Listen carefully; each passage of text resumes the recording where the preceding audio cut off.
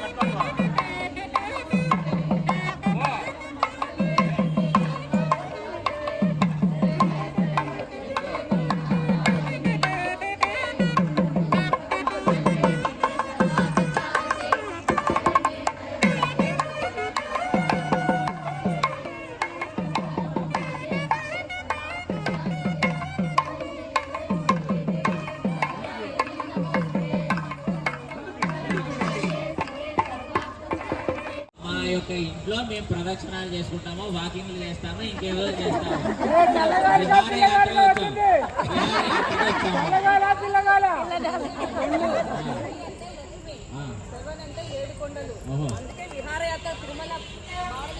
చూసారా అది ఏమని ఇప్పుడు శ్రీ అంటే లక్ష్మి, ఆ తర్వాత 7 అనంటే 7 కొండలు అని చెప్పేసి దీనికి పేరు పెట్టుకున్నారు.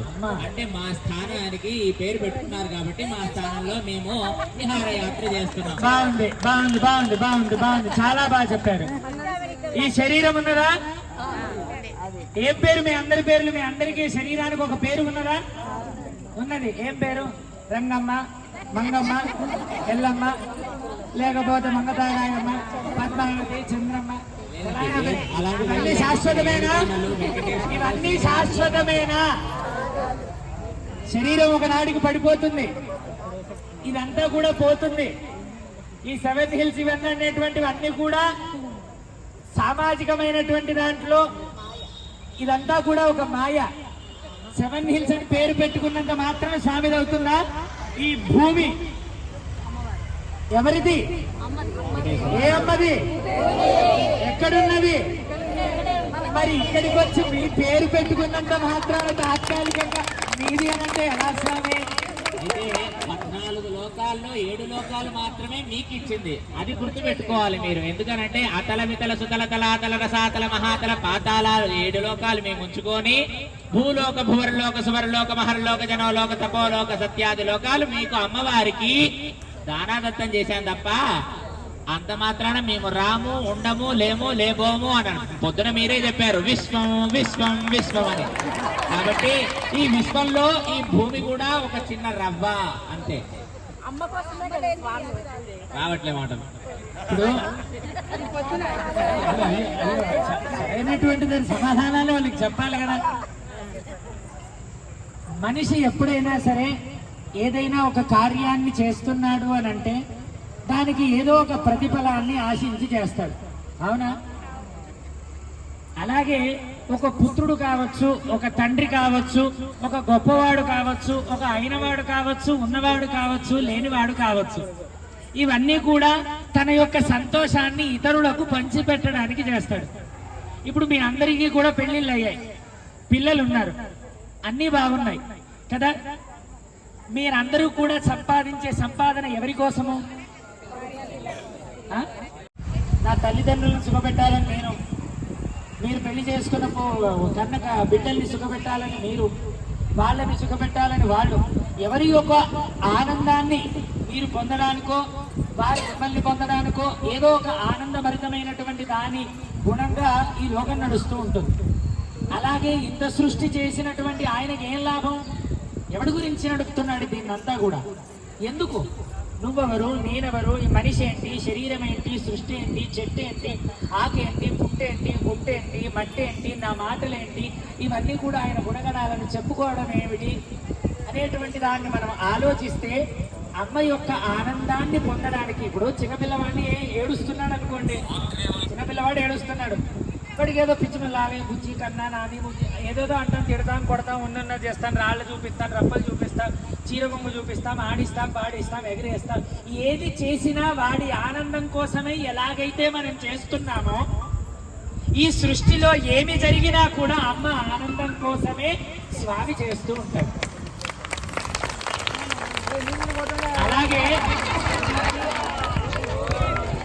అలాగే తెలుసుకోవలసినది ఏమిటి అని అంటే, ఎప్పుడూ కూడా మనం నేరుగా అమ్మవారి దగ్గరికి, స్వామివారి దగ్గరికి వెళ్ళకూడదు. మీకు తెలుసునా? మీరు ఎప్పుడైనా మీరందరూ కూడా, మనం అందరం కూడా చిన్నపిల్లల వయస్సు దగ్గర నుంచి ఈ వయసుకు వచ్చి ఉన్నాం మనం అందరం కూడా. ఆ వచ్చేటువంటి సందర్భంలో మనం చిన్నప్పుడు ఏవో కొన్ని తప్పులు చేస్తూ ఉంటాం, అవునా? తప్పులు చేసి ఉంటే మన తండ్రి ఏమంటాడు? దండిస్తాడు. కానీ తల్లి ఏమంటుంది? పోనీలేవే, ఇప్పుడు కాకపోతే ఎప్పుడు చేస్తాడు అని చెప్పి క్షమిస్తూ ఉంటుంది. అదే ఏదో ఒక పెద్ద తప్పు చేశాడు, వీడిని శిక్షించాలి అని తండ్రి అనుకున్నాడు, ఏమే ఇట్రా వీడిని శిక్షించు, వీడి తప్పు చేశాడు, వీడికి ఒక 100 గుంజీళ్ళు తీయించు అని అంటాడు తండ్రి. దాన్ని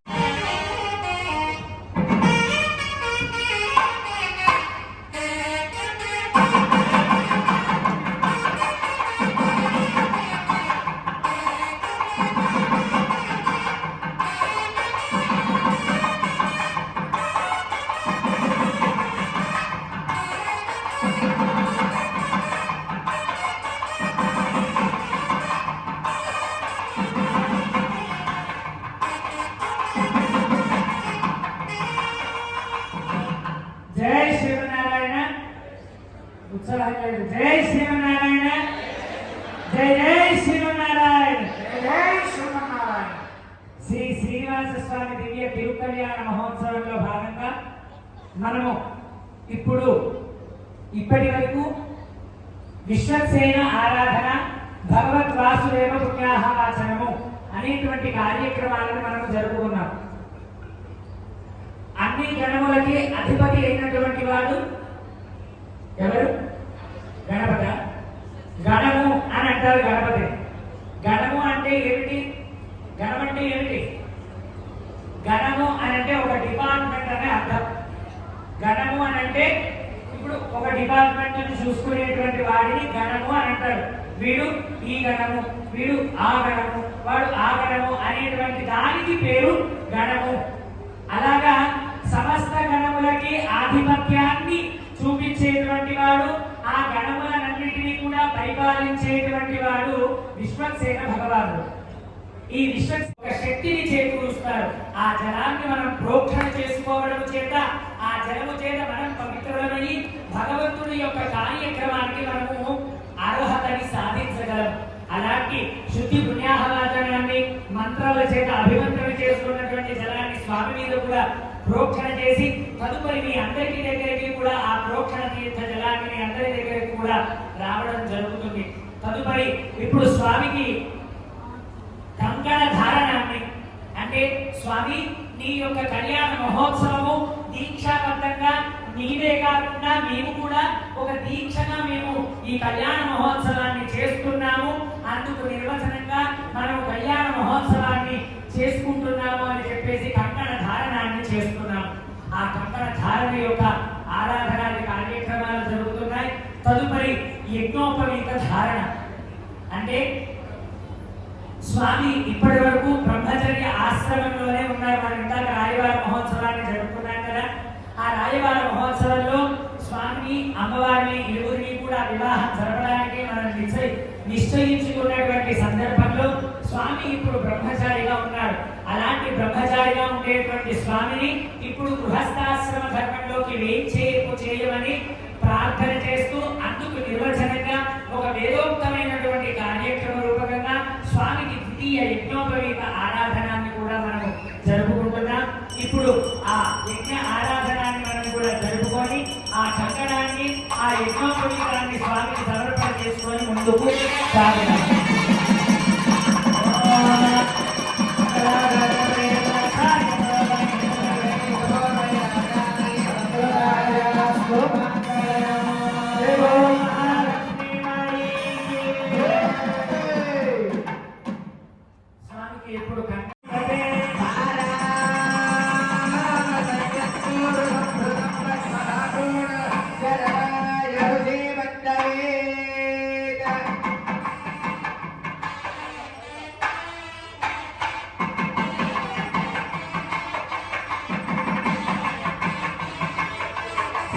ఇప్పుడు ద్వితీయ యజ్ఞోపవీత ఆరాధనాన్ని చేస్తున్నారు. గోవింద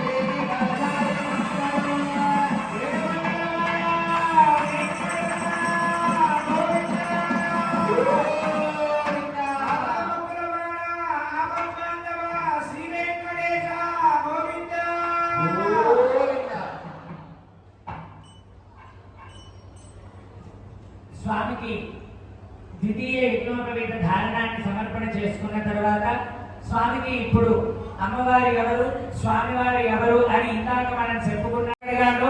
అలాంటి పాదములని స్వామి నేను అడుగుతున్నాను అని చెప్పేసి బ్రహ్మ కలిగిన పాదము సంకీర్తనతోటి స్వామి వారి యొక్క పాద ప్రక్షాళనాన్ని జరుపుకున్నారు.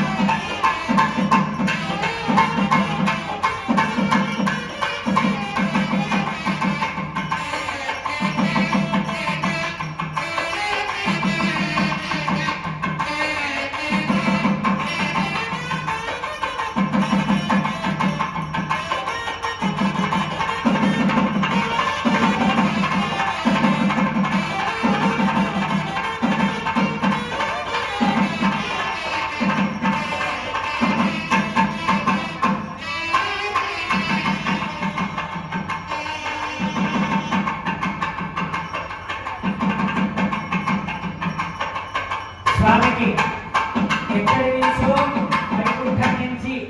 వైకుంఠం నుంచి ఇక్కడి వరకు దిగి వచ్చినటువంటి స్వామికి సేద తీరడానికి తేనె ఉన్ను పెరుగు కలిపినటువంటి మధుపరిక మిశ్రమాన్ని స్వామికి ఇప్పుడు చూపించడం జరుగుతుంది.